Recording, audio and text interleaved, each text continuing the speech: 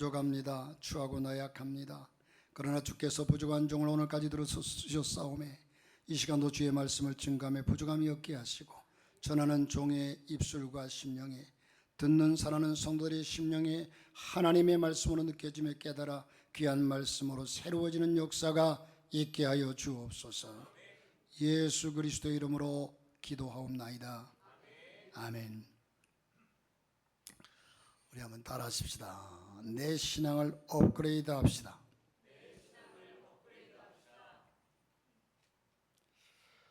여러분, 혹시 업그레이드라고 하는 말을 좀 이해를 못하실 어른들도 있을 거예요.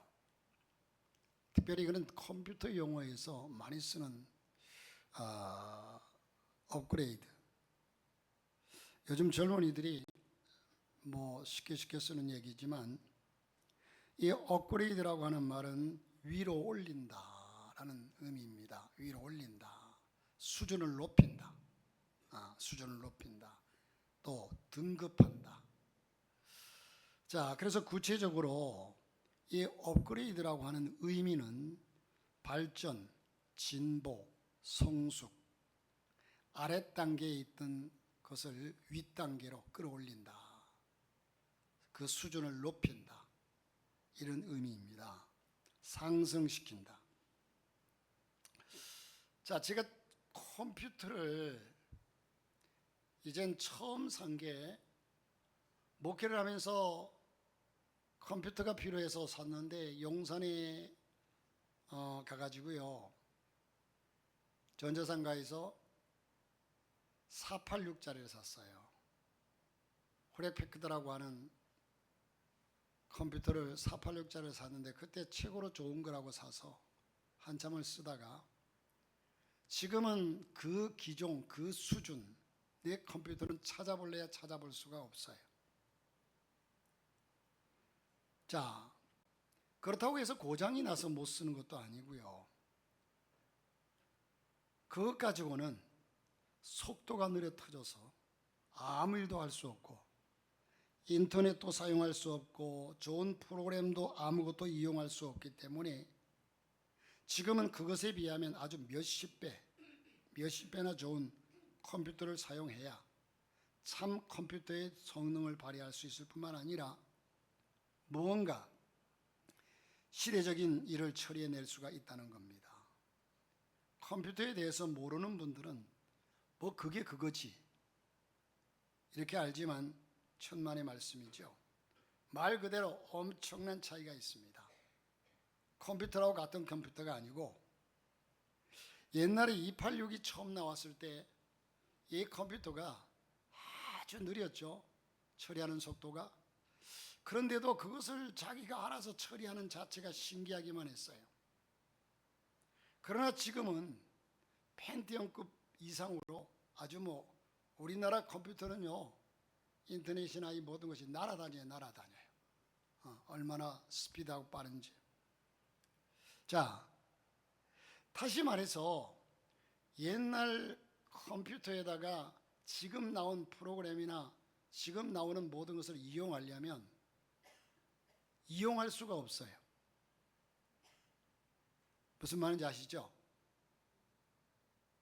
모르면 이것만 설교하고 마쳐야 되겠네. 다시 말해서 우리의 신앙이 업그레이드 되지 아니하면 하나님의 전능하심과 능력과 살아계심과 은혜와 놀라운 것들을 내 것으로 만들 수 못하고 소화시킬 수가 없어요. 그러므로 우리가 하나님의 전능하신 능력과 그 은혜와 사랑과 모든 것을 내 것으로 활용하고 내 삶을 통해서 그 역사를 나타내기 위해서는 내 신앙이 업그레이드 돼야 돼요.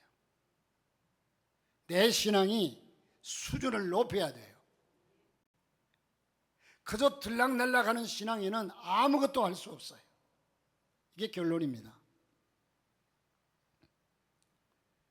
사람들은 성경 들고 교회 다니는 모든 이들의 신앙이 그게 그건 줄 알지만 아니라는 사실이에요. 업그레이드 된 제품과 옛 모습 그대로의 신앙의 모습은 천지차이입니다.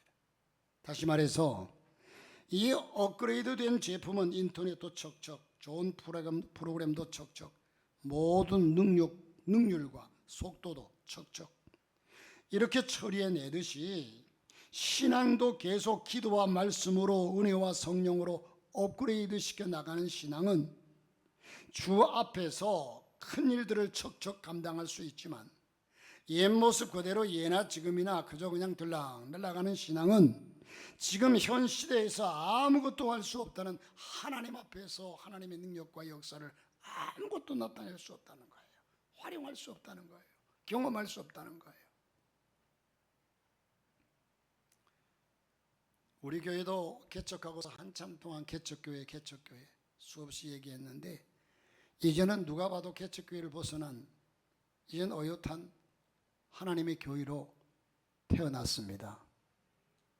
그렇다면 이젠 여러분의 신앙도 옛날 개척교회 신앙, 개척교회는요 목회자가 성도들을 수요일 날 안 나오면 수요일 날 저녁에 전화하고 금요일 날 전화하고 주일 낮에 토요일 날 전화하고 이래서 성도들 아주 모셨어요. 그러나 이제는 여러분들이 교회의 성숙한 모습으로 다시 업그레이드 할 수 있기를 주님의 이름으로 축원합니다.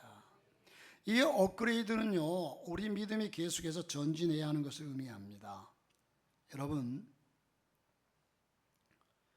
세계 입양아의 천사로 칭송받던 버다 홀트라고 하는 사람이 있었습니다. 이분은 2000년도에 오리건주의 유진시 저택에서 96세 일기로 소천을 했어요. 돌아가셨습니다. 이분의 남편은 해리 홀트라는 사람이었어요. 이제 남편은 목재 사업을 해서 돈을 많이 벌었습니다. 사람이 건강하면 눈에 보이는 것이 없어요. 그러나 막상 자기 몸이 병들어 병상에 누워보면 보는 눈이 달라집니다. 내 인생관이 달라집니다. 해리 홀트 씨가 병상에 눕게 됩니다. 병상에서 그는 자신의 모습을 하나하나 살아온 모습을 되돌아봅니다. 내가 이 모습으로 주님 앞에 서게 되면 어떻게 될까라는 생각이 듭니다. 주님 내게 오시면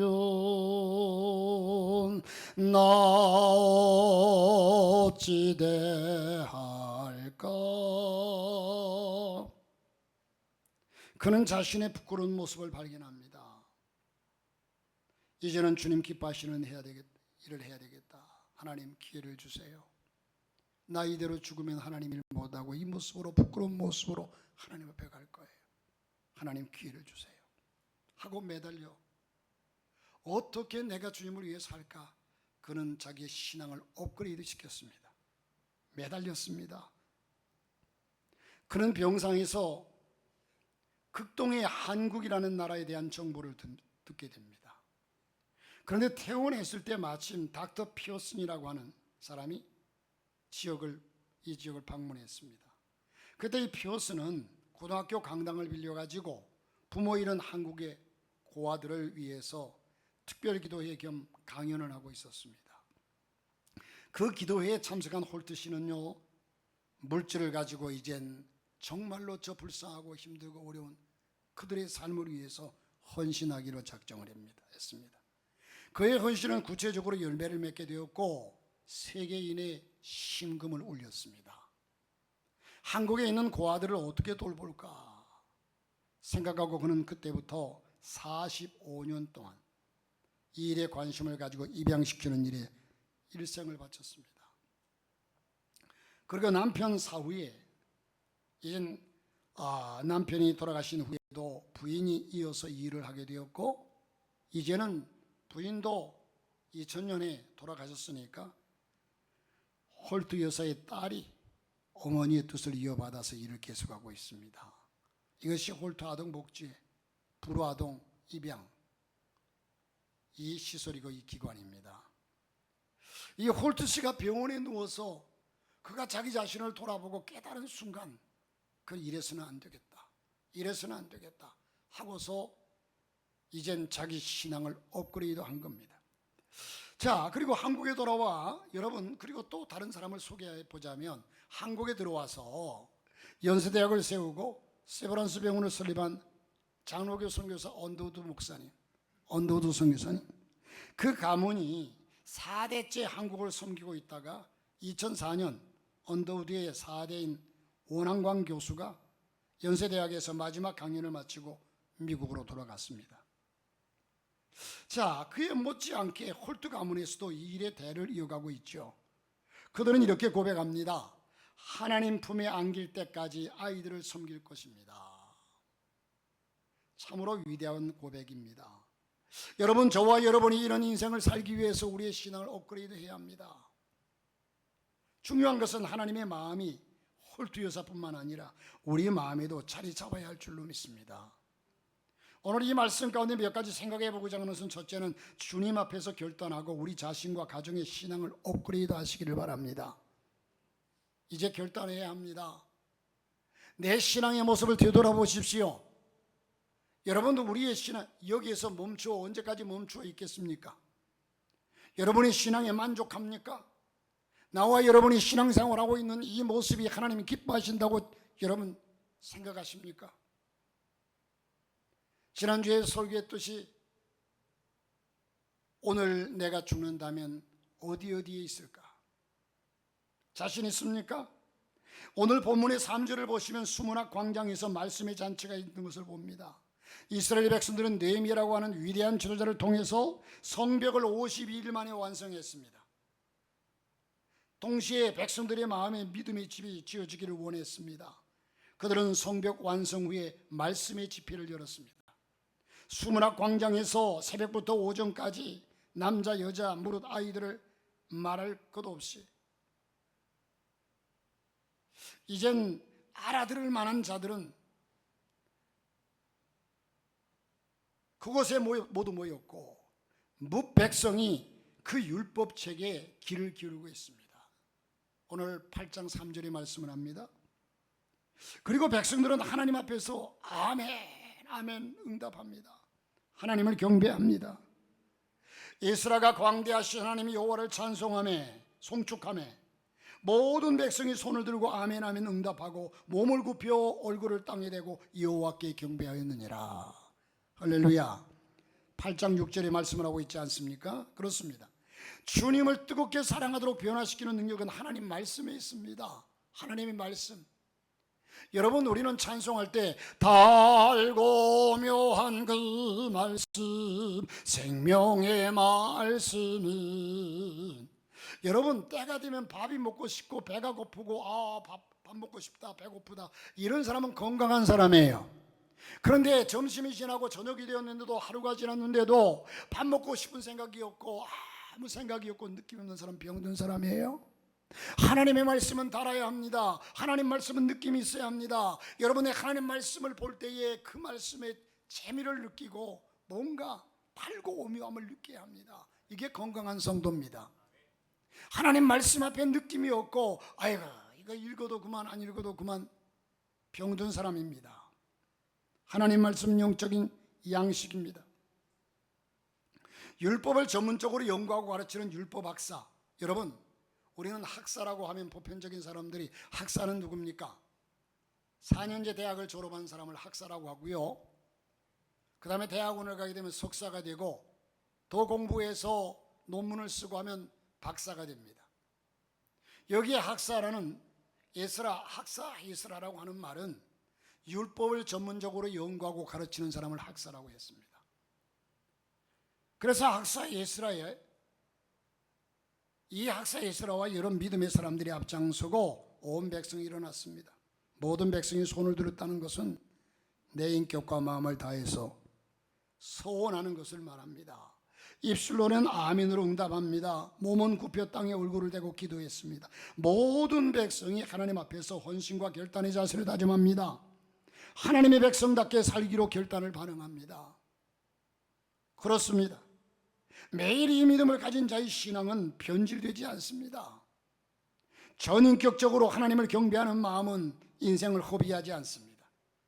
이스라엘 백성들이 수문 앞에서 하나님 앞에 엎드리고 아름다운 성회를 열어서 자신들의 신앙이 업그레이드 되는 터닝 포인트로 삼았듯이 저와 여러분도 주님 앞에 신앙이 업그레이드 되는, 오늘 이 말씀을 듣고서 내 신앙이 지금 현 주소를 발견하고 내가 지금 어떻게 하고 있는가, 여기서 한 걸음 더 나아가서 하나님을 섬길 수 있는 모든 성도들이 되시기를 주의 이름으로 축복합니다. 그러면 구체적으로 우리의 신앙의 업그레이드를 무엇을 어떻게 업그레이드해야, 상승시켜야 되느냐, 우리 어떤 신앙의 모습의 수준을 높여야 되느냐. 첫째는 규칙적인 기도의 생활을 다시 시작하시기를 바랍니다. 과거에 우리의 선조들은 예수 믿으면 마땅히 새벽 기도할 줄 알았습니다. 수요 예배는 당연히 드릴 줄 알았습니다. 금요 기도회는 10시부터 시작해서 새벽 5시까지 기도하는 것이 정상이었습니다. 그러나 지금 이 시대를 사는 우리 선조들이 참 바보였다, 저들은 어떻게 그렇게 미련하게 예수를 믿었을까, 이렇게 얘기하는 사람은 없습니다. 오늘 이 시대가 너무나 우리의 신앙이 해이해진 시대가 되었습니다. 이만하면 됐지, 속지 마십시오. 속지 마라 세상 허영에 마음 뺏기지 마라. 세상 것은 일장의 춘몽 물거품과 같도다. 나는 예수님으로서 참 만족을 누리네. 세상 영광 다 준대에도 주님과 못 바꾸네. 이게 신앙의 본질입니다. 제가 지나치게 강조하는 게 아닙니다. 세상을 몰라서 이렇게 얘기하는 게 아닙니다. 이게 신앙의 본질입니다. 성경은 그렇게 말합니다. 이 기도의 생활은 생명보다 귀중하게 여겨야 합니다. 우리가 다니엘이나 사무엘처럼 그렇게 못한다 하더라도 기도의 시간과 장소를 갖도록 노력하는 생활이 되어야 합니다. 그래도 우리 교회는요 24시간 문이 열려 있기 때문에 저녁이고 낮이고 때를 따라와 기도하는 분들을 제가 교회에 늘 붙어 있으니까 종종 보게 되는데 참 마음이 흐뭇해요. 그래서 교회 앞에 제가 내 집은 만민의 기도하는 집이라 라는 글귀를 하나 써붙이려고 해요. 교회는 기도하는 집이 되어야 됩니다. 늘 기도하는 사람들이 있어야 합니다. 그런데 오늘날 교회들이 장비들이 비싸다 어쩌다 해서 전부 다 잠궈 놓습니다. 자, 이것만이 우리의 신앙을 한 단계 높일 수 있는 첫째의 방법입니다. 그래서 기도의 생활을 다시 시작하라. 저는 오늘 이 말씀이요 너무 상식적이고 너무 초보적이고 신앙의 기본을 말씀하고 있습니다. 두 번째로는 규칙적으로 성경을 하나님 말씀을 보는 생활을 해야 됩니다. 하나님 말씀을 듣고 하나님 말씀을 읽고 듣고 행하는 자는 복이 있나니. 말씀 없이 우리의 신앙을 높일 수가 없습니다. 날마다 성경 보고 묵상하는 시간과 분량을 정하고 하루에 한 장을 보더라도 꼭 지키도록 힘쓰는 생활이 되시길 바랍니다. 말씀은 우리의 영적인 양식입니다. 우리의 육적인 생명을 보존하는 데 있어 절대적인 조건은 호흡이요 양식입니다. 숨 쉬면서 먹으면 그 사람은 살아요. 영적인 것도 마찬가지입니다. 기도는 영적인 호흡이요 하나님 말씀은 우리의 영적인 양식입니다. 세 번째로 철저한 물질 관계입니다. 11조와 헌신의 생활을 하십시오. 우리의 신앙이 물질에서 자유함을 얻지 못하면 결코 승리할 수 없어요. 신앙생활에서는요. 여러분 하나님을 믿습니까? 하나님을 믿습니까? 그런데 하나님의 행동을 보면 못 믿어요. 못 믿어요. 여러분 신앙생활을 잘한 것 같으나 결국은 물질로 넘어집니다. 돈 얘기하면 돈. 여러분 그렇다고 돈 얘기한다고 여러분 전 재산을 바치라고 합니까? 아파트를 바치라고 합니까? 해봐야. 여러분 제가 여러분에게 강조하는 것은요 11조 하나님께서 말씀하셨으니까.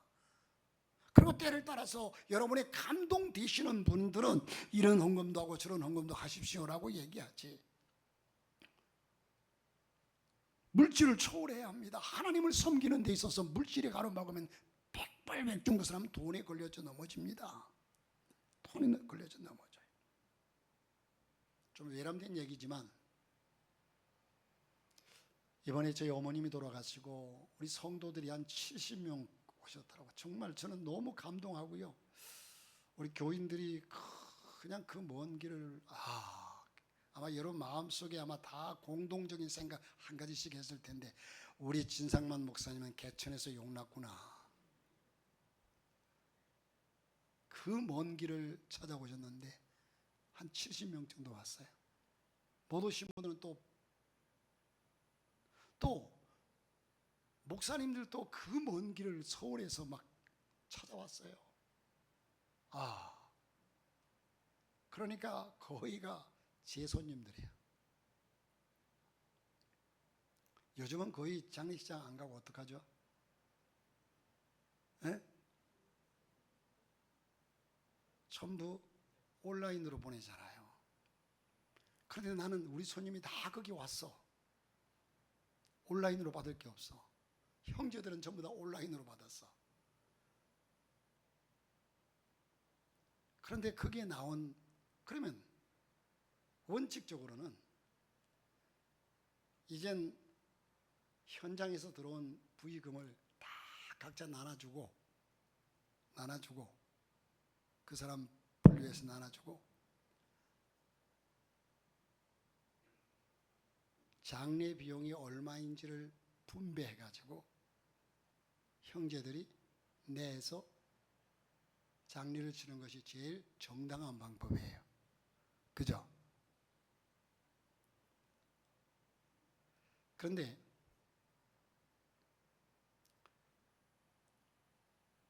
제가 거기 나온 것을 가지고 전부 이제 장례 비용을 다 치르고 나니까 좀 남아요.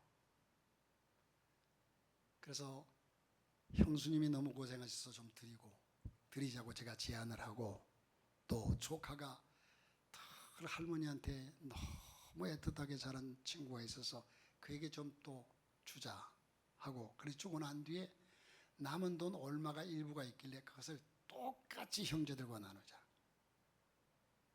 형제들이 똑같이 뭐 50만 원씩든 100만 원이든 얼마든 간에 나누자. 그렇게 얘기를 했거든요.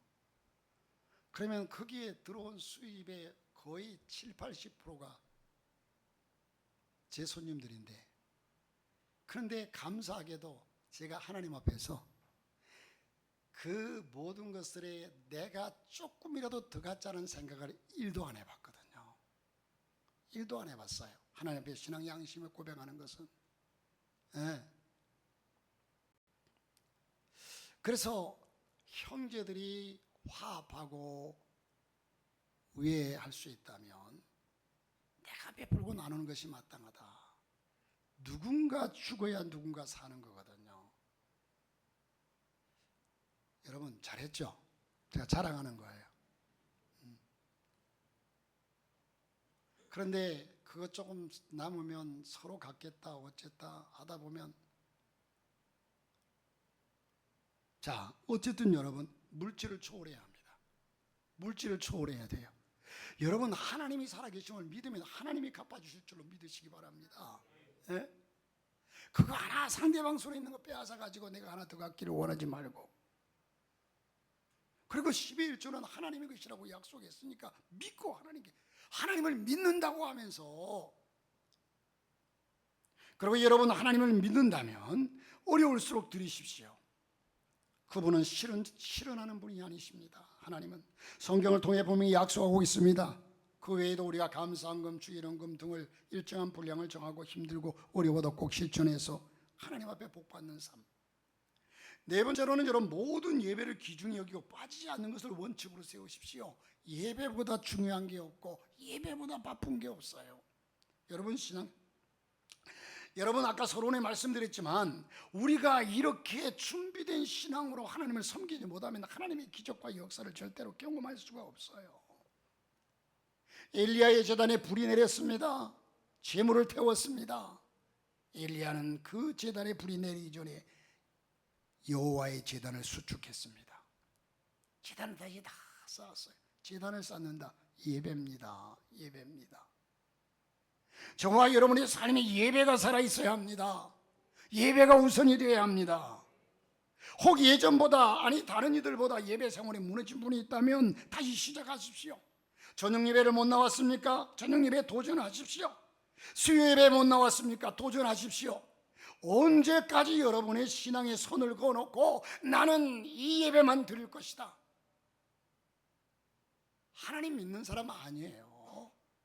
제가 목회하면서 어떤 분이, 기억나는 분이 한 분 있는데요, 이분은 나는 절대 부흥회는 참석 안 한다 하고 딱 선을 그어놓고 신앙생활 하던 분이 계셨어요. 부흥회는 절대로 참석 안 한다. 혹 헌금할까봐, 혹 은혜 받을까봐. 은혜 받으면 헌금해야 되잖아요. 자, 이제 여러분의 신앙을 좀 한꺼번에 뒤집어서 확 해여갈 수는 없어요. 한 걸음 나가십시오. 이 시간에 여러분의 마음에 한 걸음 더 결단하십시오. 못했던 것 한 가지 이것만큼은 내가 하겠다고 결단을 하십시오. 한 걸음 나가십시오. 여러분의 신앙의 수준을 좀 업그레이드, 좀 수준을 높이십시오. 그래야 그것을 통해서 하나님의 역사가 나타난다는 거예요. 내 수준의 모습, 이 신앙의 모습 상태에서는 하나님의 살아계심을 전혀 경험할 수 없다는 거예요. 아무리 좋은 프로그램, 아무리 좋은 것이 있어도 작동할 수가 없는데, 작동할 수가 없어요. 그리고 주의를 잘 지키도록 하시길 바랍니다. 주의를 송수하라. 오늘 우리 시대의 신앙이 아주 잘못되어 가고 있는 사실을 발견할 수 있습니다. 옛 우리 선조들은 저들의 신앙은 주일 성수를 목숨 걸고 했습니다. 그런데 우리는 바쁘면 빠지는 것은 당연한 거예요. 아무 거리낌이 없어요. 여러분, 주일이 왜 주일입니까? 주인 주자의 날일자예요. 주님의 날입니다. 주님의 날. 주님의 날. 할렐루야. 즐겁게 안식할 날. 이 날은 여러분, 우리가 쉬면서도 복을 받는 날이고 일하면서도 손해보는 날이에요. 주일에 대한, 아무리 세월이 바쁘고 세상이 어떻게 변화해가도 우리의 신앙은 하나님 말씀에 근거해서 세상을 거슬러 올라갈 수 있는 신앙 되시기를 주의 이름으로 축복합니다. 그리고 신앙에 유의하지 못한 나쁜 습관들을 끊어버리십시오.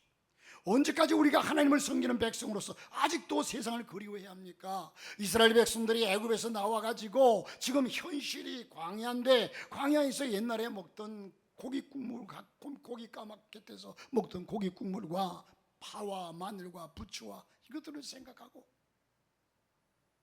이제 우리는 삶의 방법이 달라야 합니다. 지금 우리가 서 있는 자리가 다릅니다. 우리는 하나님의 성전에 와 있습니다.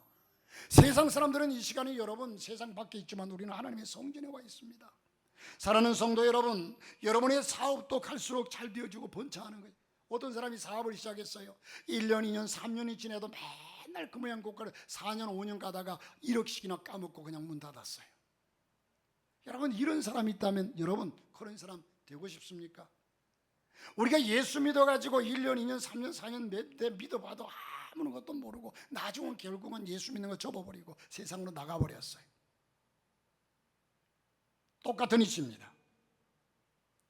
신앙이 성장하지 않고는, 여러분들이 예를 들어서 자녀를 낳았는데 이 자녀가 나이가 1살 되고 2살 되고 3살 되고 5살 되고 10살 되면 그 나이에 맞게끔 자라야 되는데 맨날 누워서 뒤적이면서 자라지도 못하고 이렇게 있다면 얼마나 안타깝겠습니까? 하나님이 저와 여러분을 자녀 삼으셨습니다. 그런데 하나님께서 자녀 삼은 여러분들이 좀 성장하고 성숙하고 남을 이해하고 사랑하고 배려하고 이렇게 살아가는 모습, 성숙한 모습을 볼 때 하나님께서 기뻐서 아유 내 자식이 이렇게 컸구나. 그런데 날마다 누워서 그 모양 그 꼴로 있다면 부모의 마음이 얼마나 안타깝겠습니까? 자, 그리고 받은 은혜와 믿음의 능력을 유지시키고 발전시켜야 합니다. 그 이튿날 백성의 족장들과 제사장들과 레위 사람들이 율법의 말씀을 밝게 알고자 하여 학사 에스라의 곳에 모여서 느헤미야 8장 13절의 말씀을 합니다. 또 율법책을 본 적 여호와께서 모세에게 명하시기를 이스라엘 자손을 7월 절기에 초막에 거할지니라 했습니다. 느헤미야 8장 14절에 말씀합니다. 이스라엘 백성은 좀 더 집중적으로 율법의 말씀을 밝히 알기를 원합니다. 하나님의 말씀을 가까이 하는 열정이 있었습니다. 모든 영적인 축복은 말씀을 가까이 하는 데서 출발합니다. 하나님의 말씀은 살았고 운동력이 있어 좌우의 날이 선 검보다도 예리하다. 하나님 말씀은 곧 하나님이십니다. 자신의 가정과 교회에 주신 하나님의 뜻이 무엇인지 찾아야 합니다. 하나님의 뜻을 깨닫고 어떻게 실천할까를 소망하면서 주님께 나가야 합니다. 자녀들이 은혜 받고 아내가 은혜 받는 것이 아니라 내가 은혜 받아야 합니다. 우리가 가정이 그래야만이 가정이 변화되고 삶이 변화됩니다. 내가 받아야 될 은혜를 넘기지 마십시오. 아이고 목사님 오늘 저 설교 참 은혜롭다. 저 설교는 그래 그 권사님이 들어야 돼. 그 권사님 듣고 깨달아야 돼. 변화돼. 하나님이 날 보고 하는 얘기예요. 날 보고 하는 얘기예요. 저는 이 설교를 할 때마다 언제나 제 자신을 향해서 외칩니다. 제 자신을 향해서 외쳐요. 나는 상관없이 여러분 야단치는 게 아닙니다. 성도 중에는 여러분 되는 성도가 있고 되지 않는 성도가 있습니다. 되는 성도는 나에게 말씀을 적용시키지만 안 되는 성도는 남에게 적용시킵니다. 어떻게 사랑할까? 헌신할까? 개인적으로 적용시키는 것이 결단이 있어야 합니다. 하나님의 말씀을 더 익숙히 알고자 가까이 하는 사람이 많으면 많을수록 그 교회는 되는 교회가 됩니다. 진리가 풍성한 교회가 됩니다. 말씀은 언제나 자신을 기준으로 생각하고 받아야 합니다. 하지만 때로 우리는 모든 말씀을 남들에게 적용시키고 그들이 변하기만을 바랍니다. 이 말씀 듣고 저 사람 좀 변했으면 좋겠다. 이제부터는 결코 단 한 번이라도 말씀을 남들에게 적용시키지 마시고, 그러므로 이제 우리 교회의 모든 성도들과 가정들이 되는 사람, 되는 가정, 되는 교회, 하나님 보시는 관점에서 성공적인 삶을 살아가야 될 줄 믿습니다. 그리고 순종을 통한 작은 실천이 우리의 삶의 질을 높입니다. 16절에 말씀하는데 늘 부탁하지만 여러분 신앙생활 할 때는요, 신앙생활 하려면 간도 쓸개도 빼놓고 해야 돼요. 세상과 나는 간 곳 없고 구속한 주만 보이도다. 이것이 나의 간증이요 이것이 나의 찬송일세. 나 사는 동안 끊임없이 주님을 찬송하리로다. 백성이 이에 나가서 나뭇가지를 취하여 혹은 지붕 위에 혹은 뜰 안에 혹은 하나님의 전뜰에 혹은 숨은 광장에 혹은 에브라임 문 광장에 초막을 짓되 16절에 말씀을 하죠. 이것은 잊혀졌던 초막절을 회복하라는 명령입니다. 이스라엘 백성들이 가나안 땅에 정착한 후에 목축과 농사가 잘 되니까 잘된 결과로 주님을 서서히 떠나기 시작한 겁니다. 이스라엘 백성들이 하나님께서 인도하시지 않아도 잘 살 수 있는 것처럼 오만방자했습니다. 교만해졌습니다. 변질되었습니다. 그 현실을 탄식하는 마음으로 이제 이스라엘 백성들은 잃어버린 초막절 절기의 회복의 길을 찾습니다. 여러분, 우리가 얼마나 잘 삽니까? 지금 얼마나 잘 살아요? 이 잘 사는 것을 느끼지를 못해요. 감사치를 못해요. 우리가 하나님 말씀을 알았으면 순종으로 실천해야 합니다. 바로 초막으로 집을 짓는 집, 나뭇가지 하나 줍는 것이 실천의 첫걸음입니다. 나뭇가지 하나를 엮어서 초막절을 회복하는 일이야말로 하나님이 기뻐하시는 일입니다. 엄청난 헌신도 중요합니다. 그러나 내 삶의 5분, 10분을 기도하고 성경 한 장이라도 읽는 것이 보잘것없는 것 같지만 신앙 회복의 첫걸음이라는 겁니다. 신앙에는 큰 것도 중요하지만 작은 것도 아주 중요합니다. 큰 것에는요 때로는 가식이나 외식이 들어갈 수 있지만 작은 것에는 결코 가식이나 외식이 들어가지 않습니다. 그러므로 작은 것에 순종하고 이제 하나님의 은혜가 담긴 그릇을 준비하시기 바랍니다. 은혜는 순종으로 열매를 맺어야 합니다. 언젠가 장로교 어느 교파의 어린이 여름 성경학교 주제가 다르게 살아요. 이걸 설명하고 이젠 그 아이들에게 이렇게 살자 하고서 그 밑에다가 자기 이름을 쓰고 이걸 코팅해가지고 아이들에게 하나씩 나눠줬는데 그 내용이 뭐냐 하면 첫째, 하나님 말씀을 따라 바르게 살겠습니다. 둘째, 하나님 기뻐하지 않는 일은 아니오라고 말하겠습니다. 셋째, 겸손한 마음으로 항상 하나님께 영광을 돌리겠습니다. 넷째, 좋은 습관을 길러 한결같은 믿음으로 살겠습니다 하고 밑에다가 자기 이름을 쓰고 그것을 제출했더니 코팅해가지고 아이들에게 나눠줬어요. 늘 이걸 보고 이렇게 살아라. 여러분, 순종하는 자에게 주시는 선물이 뭡니까? 사로잡혔다가 돌아온 회무리가 다 초막을 짓고 그 안에 눈의 아들 여호수아 때부터 그날까지 이스라엘 자손이 이같이 행함이 없으므로 이에 크게 즐거워하며 주님은 순종하는 사람을 기쁨으로 보상해 주십니다. 예수 믿는 것은 즐거움의 연속입니다. 순종하는 자에게 하나님께서만이 주시는 기쁨이 있습니다. 은혜가 있습니다. 사랑이 있습니다. 끝까지 순종하시기를 바랍니다. 순종이 제사보다 낫습니다. 말씀을 정리하겠습니다. 말씀을 실천하는 공동체는 역사를 일으킵니다. 우울한 이 시대에, 이 사회에 홀투이서와 같이 하나님 주신 기쁨과 웃음이 충만한 가정과 교회가 되어서 웃음과 즐거움을 나눠주는 복음의 통로로 쓰임받는 교회, 쓰임받는 성도가 되지 않겠습니까? 저는 큰 교회에 많이 모이는 이런 욕심은 없습니다. 정말로 몇 사람이 되든 간에 하나님 말씀을 붙잡고 하나님께 기도하면서 믿음으로 살아가는 교회를 원합니다. 이제 여러분의 모습을 다시 한번 발견하고 한 단계 업그레이드 시키시기를 바랍니다. 지키십시오.